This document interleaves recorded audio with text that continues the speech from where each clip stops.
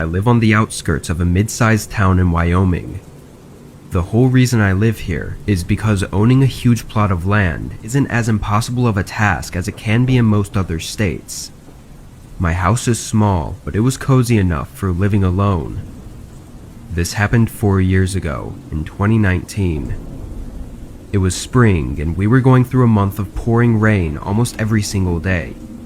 It was a Sunday, and I was home from work, spending the day watching TV and resting. Sometime around 6 or 7, I got an unexpected knock at my door. I barely heard it through the rain, and when I answered the door, I was even more surprised to see it was some random guy, not a mailman or anything of the sorts.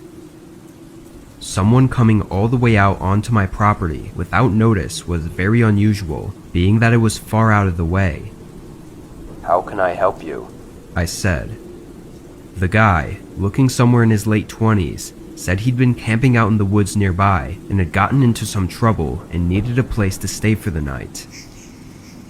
With the location of my house, if he wasn't lying, then showing up at my doorstep would make sense because I was the closest place within the woods by at least 5 or 6 miles. It was also pouring out, which made me feel even worse for him, but it still didn't take away from the possible danger of letting a stranger into my home.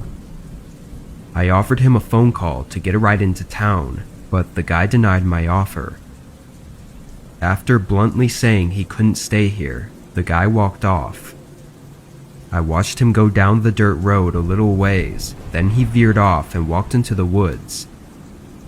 As odd as that was, I didn't have it on my mind for more than a few minutes before I was back to watching TV. I didn't check the time very often, but it had to be at least 2 hours later and well into the night when I saw an orange glare coming from the window by my backyard. I got up and moved the curtain. Through the rain and fog, I saw a campfire right in the middle of the woods outside my house. It was small, flickering under a large tree as the rain poured down on it. Standing next to it, there was the outline of a figure holding something. I couldn't tell though if he was facing my house or into the woods. After a moment, I closed the curtains and picked up my phone, calling the police to let them know about this person outside my house. I knew it would take probably an hour for them to get here, and whoever was out there wasn't doing me any harm, but at the very least I wanted them away from my house before I went to bed. Once I got off the phone with the officer, I checked the window again. The fire was still burning lightly, but the figure wasn't there. Then I heard footsteps coming toward the house. I ran to the other window and caught sight of him walking past with a hunting rifle in his hand before he turned the corner and went to the front door. He banged on it a few times, then it went quiet. I grabbed my self-defense handgun from the hallway closet and hid around a wall, still trying to process the situation I was in. He hit the door again. This time I could tell it was with the stock of his rifle, nearly breaking a panel out of the door. In this moment, I could only think that I had to try to deter him immediately before it becomes life or death for one of us. I shot around toward the edge of the doorframe, deafening myself for a second as the shot rang through the house. When my hearing came back, all I heard was the rain pouring down. No footsteps, banging, or yelling. I gathered up courage after 5 minutes of no sounds and looked out the peephole, seeing an empty porch, and outside in the yard were clear footprints going away from the house. He must have run right after the shot during the couple seconds I couldn't hear. Police did a thorough search and found some strange details. Out by where the campfire was, they found a duffel bag with evidence of it having been buried nearby and likely dug up just hours before the attack. What they told me is that it was most likely a burglary kit, or possibly even a murder kit, that was planted in advance with the intent to be dug up and used later on. This means whoever attacked me had planned it, and had been right outside my house at least once before that night.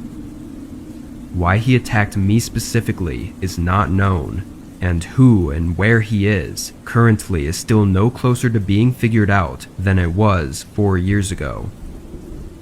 I still live in the same house and worry every day that he might come back.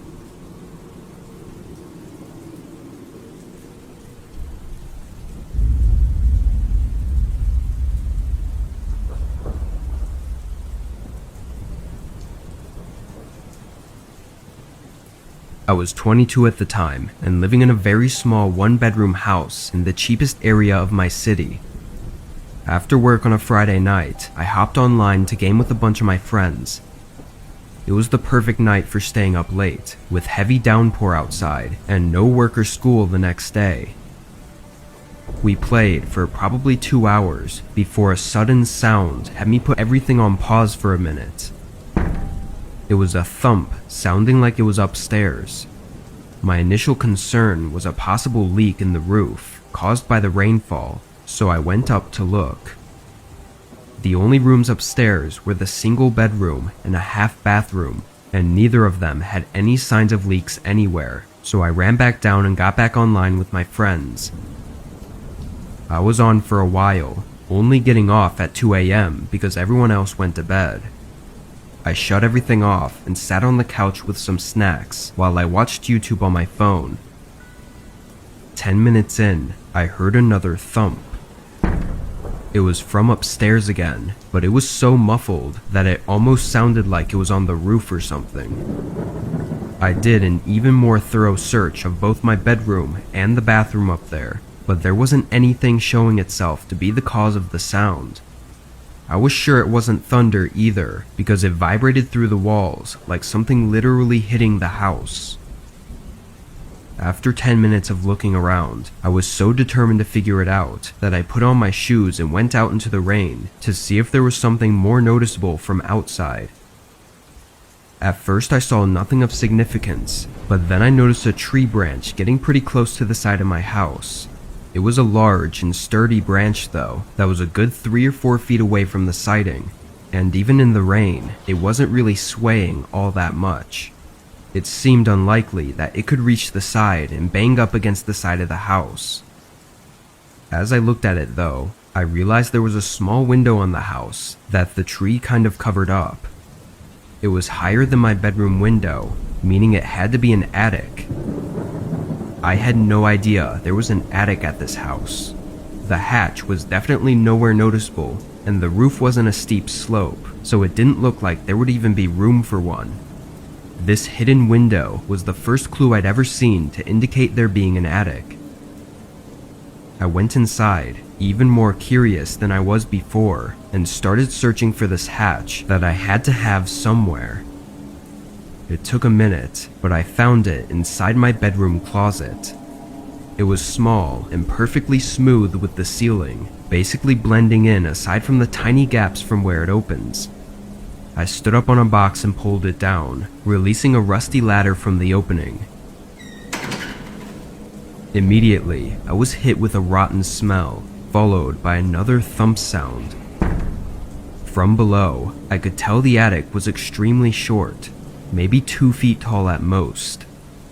I climbed up carefully and looked into this tiny space, basically a wide, dark tunnel, and at the end by the window, I could make out a figure, ducked down on all fours and looking straight at me. I almost fell off the ladder, trying to jump down and run away. I heard them shuffling around as I got my phone and left the house, calling 911 in my driveway. The cops got there and detained the man, who was just some homeless person. Apparently he climbed the tree up to the window and made his way in, staying up there for at least a week without me having noticed. The absurdity of it all was almost unbelievable. I moved out very soon after that, and every house since I've always checked the attics. But the one thing that has stayed with me is the image of that man at the end of the attic, on his hands and knees, staring at me with eyes resembling both fear and anger.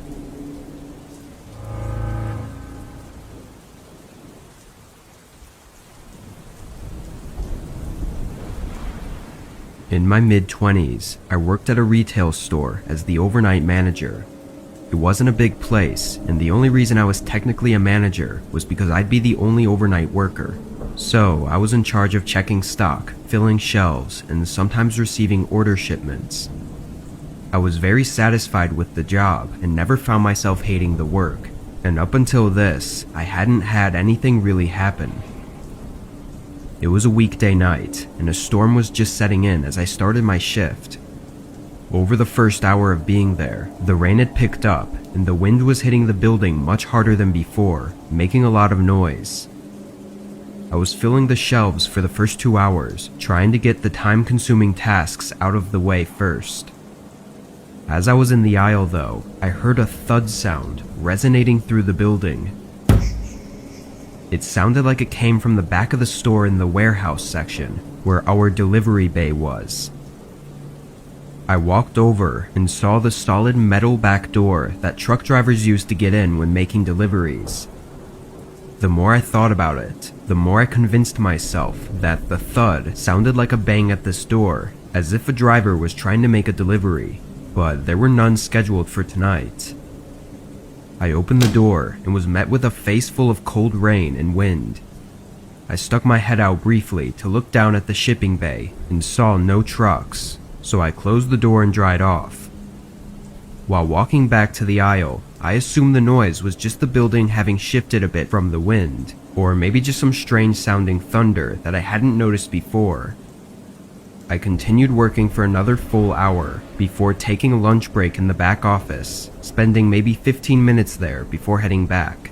But while I was walking through the store, I got this strange feeling, like everything had gone silent aside from the rain ticking on the roof. It gave me chills, and as I reached the end of the aisle, I saw something that made my heart almost stop. Right next to my cart, halfway down, was a line of wet shoe prints through the aisle. I approached it without even thinking and tried to figure out how this was even possible. I followed them down to the front of the store until I saw so many watery prints going all over that it was impossible to follow, and honestly, horrifying to know that they'd walked around the entire place. I ran back to the office and locked myself inside, calling the police and waiting. As I sat there, I only got more scared as I couldn't see outside the office door, and the rain pouring on the building was too loud for me to hear anything else. After 10 minutes, the operator that had me on hold came back on the phone and said the police were right outside the building. I quickly got up and opened the door, and right on the ground was another set of watery shoe prints alongside mine, leading right up to the office I was in. I sprinted to the front and hurried to let the police in. In their search, they didn't find anyone in the store. Security tapes were reviewed not long after, showing us a man in a dark jacket entering the building through a side door that had been left unlocked. He clearly spotted me early on and stayed hidden until I went on break, then he walked around aimlessly. He didn't steal or break anything, he just went down the aisles and looked at the shelves. But the creepiest and most horrifying part was when I entered the office and waited for the police.